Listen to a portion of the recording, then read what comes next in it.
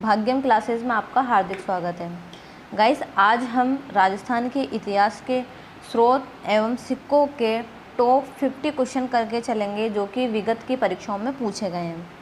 Guys, इस chapter को एक बार आप पढ़ लीजिएगा, उसके बाद ये क्वेश्चन सॉल्व कर लीजिएगा, या फिर ये क्वेश्चन सॉल्व करके एक बार फिर वापस से चैप्टर को पढ़िएगा। ठीक है गाइस, तो एक दो बार आप इनकी प्रैक्टिस करेंगे तो ये टॉपिक भी आपका अच्छे से क्लियर हो जाएगा। ठीक है, और आपको हर एक चीज़ याद हो जाएगी। तो चलिए स्टार्ट करते हैं। फर्स्ट क्वेश्चन, जैन मंदिर की स्थापना का उल्लेख करने वाले प्रतिहार अभिलेख कौन सा है? मंडोर अभिलेख, नाडोल अभिलेख, नागदा अभिलेख या घटियाला अभिलेख? तो वह कौन सा है? घटियाला अभिलेख है। नेक्स्ट, ग्वालियर अभिलेख में म्लेच्छों का नाशक किसे कहा गया है? विग्रहराज चतुर्थ को, विमल शाह, नागभट्ट को या मिहिरभोज को? तो म्लेच्छों का नाशक नागभट्ट को कहा गया है। नेक्स्ट, बिजोली अभिलेख के अनुसार सांबर झील का निर्माण किसने करवाया? गोविंद राज ने, वासुदेव ने, विग्रहराज ने या दुर्लभ राज ने? तो वासुदेव ने सांबर झील का निर्माण करवाया था। ठीक है। नेक्स्ट, किस अभिलेख में गुर्जर प्रतिहारों को लक्ष्मण के वंशज कहा गया है? घटियाला अभिलेख में, जोधपुर अभिलेख में, ग्वालियर अभिलेख में या दौलतपुर अभिलेख में? तो घटियाला अभिलेख में तो जैन मंदिरों की स्थापना का उल्लेख है, लेकिन जो ग्वालियर अभिलेख है उसमें गुर्जर प्रतिहारों को लक्ष्मण के वंशज कहा गया है।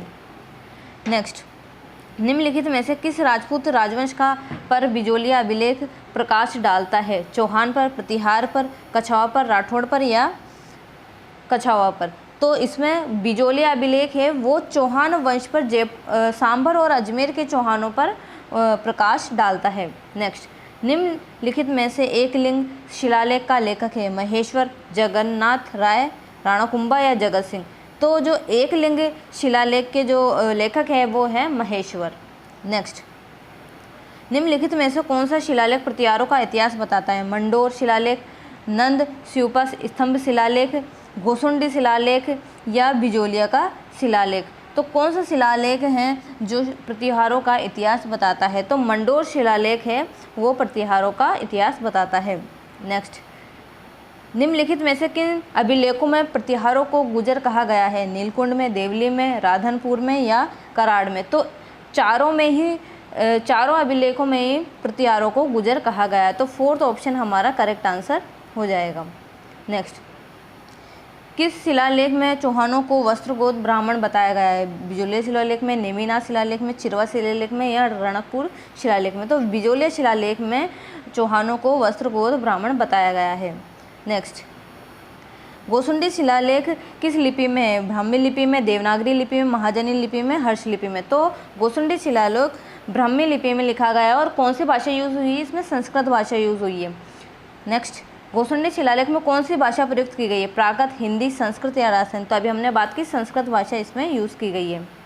नेक्स्ट, राजस्थान में अशोक का अभिलेख कहाँ प्राप्त हुआ था? बडली, बरनाला, बैराठ या बूचकला? तो अशोक का शिलालेख हमें पता ही है, बौद्ध धर्म के जो वहाँ पर प्रमाण मिले बैराठ या विराट नगर जयपुर से ये जो अशोक का अभिलेख है वो प्राप्त हुआ है। नेक्स्ट, बड़वा गांव कोटा में कितने मोखरी युग अभिलेख प्राप्त हुए हैं? 5, 3, 4 या 7? तो 4 मोखरी युग अभिलेख प्राप्त हुए हैं। निम्नलिखित में से कौन सा स्रोत चाहमान काल के इतिहास की जानकारी नहीं देता है? पृथ्वीराज विजय तो जयानक ने लिखी थी, जो कि पृथ्वीराज चौहान के बारे में बताया गया है इसमें। तो इसमें भी चौहान वंश के बारे के इतिहास की जानकारी मिलती है, पृथ्वीराज रासो से भी मिलती है, बिजोलिया शिलालेख से भी चौहानों की जानकारी मिलती है, अजमेर और सांभर के चौहानों की।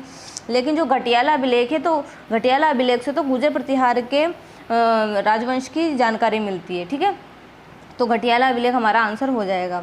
नेक्स्ट, बीजक डूंगरी पर सर्वप्रथम अशोक के शिलालेख की किसने और कब खोज की? रतन चंद्र अग्रवाल ने 1954 में, अमलानंद घोष ने 1951 में, बीबी लाल ने 1961 में या कैप्टन बर्ट ने 1837 में? तो कैप्टन बर्ट ने 1837 ईस्वी में सर्वप्रथम वहाँ पर अशोक के शिलालेख की खोज की थी। और जो सेकंड जो शिलालेख था उसको बाबरू का शिलालेख या अशोक का शिलालेख सेकंड कहा जाता है, जिसको कोलाइल ने सर्च किया था। ठीक है, 1871-72 के अंदर। नेक्स्ट, निम्नलिखित कथनों में से कौन से कथन चिरवा शिलालेख के बारे में सही है? यह 1273 ईस्वी में संस्कृत भाषा में उत्कीर्ण है, बिल्कुल सही है। रत्नप्रभ सूरी इसके प्रशस्तिकार थे, ये भी बिल्कुल सही है। इसके शिल्पी देलन थे, ये भी बिल्कुल सही है। अग्निकुंड से उत्पन्न राजपूतों का उल्लेख है, ये गलत हो जाएगा। तो हमारा फर्स्ट, सेकंड, थर्ड ऑप्शन बिल्कुल सही हो जाएगा। तो सेकंड ऑप्शन हमारा करेक्ट आंसर हो जाएगा। नेक्स्ट, वह कौन सा अभिलेख है जो महाराणा कुंभा के लेखन पर प्रकाश डालता है?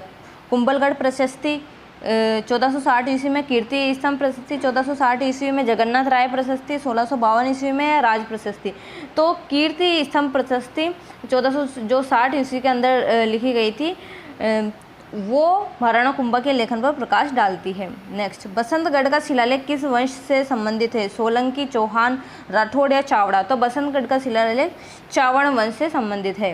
नेक्स्ट, अधोलिखित अभिलेखों का सही कालक्रम चुनिए, मतलब कि पहले कौन सा हुआ, उसके बाद कौन सा हुआ। तो घोसुंडी शिलालेख सबसे पहले आएगा, उसके बाद भूजकला आएगा, फिर उसका बिजोलिया एंड देन नेबिनाथ। तो हम देख लेते हैं third, fourth, first and second. तो सेकंड ऑप्शन हमारा करेक्ट हो जाएगा।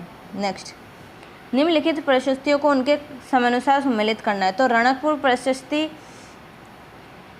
कब लिखी गई थी या कब उत्कीर्ण की गई थी? तो रणकपुर प्रशस्ति 1439 ईस्वी में लिखी गई थी, कुंभलगढ़ 1460 में, राज प्रशस्ति 1676 ईस्वी में और बीकानेर प्रशस्ति 1594 ईस्वी की में उत्कीर्ण हुई थी। ठीक है। नेक्स्ट, वह कौन सा शिलालेख है जिससे ज्ञात होता है कि विग्रह राज चतुर ने दिल्ली को अपने अधीन किया था? बर्ली शिलालेख से, बिजोलिया शिलालेख से, नांद शिलालेख से या थानवाला शिलालेख से? तो यह हमें बिजोलिया शिलालेख से इसकी जानकारी मिलती है। नेक्स्ट, अभिलेख जो प्राचीन राजस्थान में भागवत संप्रदाय के प्रभाव की पुष्टि करता है? घटियाला अभिलेख, हेली यो दो रस के बेसनगर अभिलेख, बुचकला अभिलेख या गोसुंडी अभिलेख? तो कौन सा अभिलेख है जिसमें भागवत संप्रदाय के प्रभाव की जो दृष्टि है की पुष्टि करता है? ठीक है, तो वो कौन सा हो जाएगा हमारा? घोसुंडी शिलालेख अभिलेख। ठीक है। नेक्स्ट, किसानों से वसूल की जाने वाली विविध लाख बागों का उल्लेख किनमें प्राप्त होता है? पूर्व ताम्रपत्र 1535 ईस्वी में, चिकली ताम्रपत्र 1483 ईस्वी में, खेरोदा ताम्रपत्र 1437 ईस्वी में या आहड़ ताम्रपत्र 1206 ईस्वी में? तो चिकली ताम्रपत्र 1483 ईस्वी में जो विभिन्न प्रकार की लाख बाग थी किसानों के ऊपर, उसकी जानकारी हमें चिकली ताम्रपत्र से मिलती है। पृथ्वीराज विजय की रचना किसने की? जयानक ने, मलिक मोहम्मद जायसी ने, चंद्रवर दाई ने या कोई नहीं? तो पृथ्वीराज विजय की जो रचना की थी वो जयानक ने की थी। बर्ली प्रस्तर अभिलेख कहाँ प्रस्तर प्राप्त हुआ था? अंबा माता मंदिर से, भिलोट माता अजमेर से या शिव मंदिर में, सावित्री मंदिर से? तो बर्ली प्रस्तर कहाँ पर है? ये अजमेर है, भिलोट माता के मंदिर के पास में। ठीक है। बर्ली का शिलालेख जो अशोक काल से पूर्व का माना जाता है कहाँ स्थित है? अजमेर, जयपुर, टोंक या भीलवाड़? तो यह अजमेर में स्थित है। नेक्स्ट, बिजोलिया अभिलेख किस वंश के इतिहास की जानकारी का महत्वपूर्ण साधन है? राठौड़, सिसोदिया, चौहान या प्रतिहार? तो यह चौहान वंश के इतिहास की जानकारी का महत्वपूर्ण साधन है। बिजोलिया शिलालेख में किस चौहान नरेश के काल का है बिजोलिया शिलालेख? सोमेश्वर, पृथ्वीराज, अजयराज या हरिराज? तो सोमेश्वर चौहान के काल का है। निम्नलिखित में से कौन सा मंडोर के प्रतिहारों के इतिहास की जानकारी देता है? संभोली अभिलेख, घटियाला अभिलेख, बीजापुर अभिलेख या अरथुना अभिलेख? तो घटियाला अभिलेख मंडोर के प्रतिहारों के इतिहास की जानकारी देता है। नेक्स्ट, किराड़ू सोमेश्वर मंदिर, आबानेरी हर्षद माता का मंदिर निम्नलिखित से कौन सी स्थापत्य शैली में बने हैं? गुप्त, गुर्जर प्रतिहार, मौर्य या द्रविड़? तो ये गुर्जर प्रतिहार शैली में बने हुए हैं। शिवी जनपद का उल्लेख सर्वप्रथम स्रोत है? सिक्के, शिलालेख, संस्कृति साहित्य या यूनानी साहित्य? तो सिक्के शिवी जनपद के उल्लेख का सर्वप्रथम स्रोत है। ठीक है। नेक्स्ट, निम्नलिखित में से किस स्थल से शासक मेनेंडर के 16 सिक्के प्राप्त हुए थे? बेराट से, नगरी से, रेड से या नगर से? तो सर्वप्रथम जो प्राप्त हुए थे वो रेड से हुए थे, लेकिन जो 16 सिक्के जो प्राप्त हुए थे मेनेंडर के वो बेराट से प्राप्त हुए थे। ठीक है। नेक्स्ट, झाड़शाही सिक्के राजस्थान की कौन सी रियासत में प्रचलित है? जयपुर, कोटा, अजमेर या जोधपुर? तो झाड़शाही सिक्के जयपुर के प्रचलित हैं। निम्नलिखित में से किस स्थल से इंडो ग्रीक शासकों के 28 सिक्के प्राप्त हुए हैं? नगरी, बेराट, नगर या रेड? तो यह बेराट से प्राप्त हुए हैं। नेक्स्ट, अकबर की चित्तौड़ विजय के उपरांत मेवाड़ के मुगल शासकों के सिक्के जारी हुए जिन्हें कहा जाता था ट्रम्प, सिक्का एलची, चित्तौड़ी या दिनार, तो उन्हें सिक्का एलची कहा जाता था।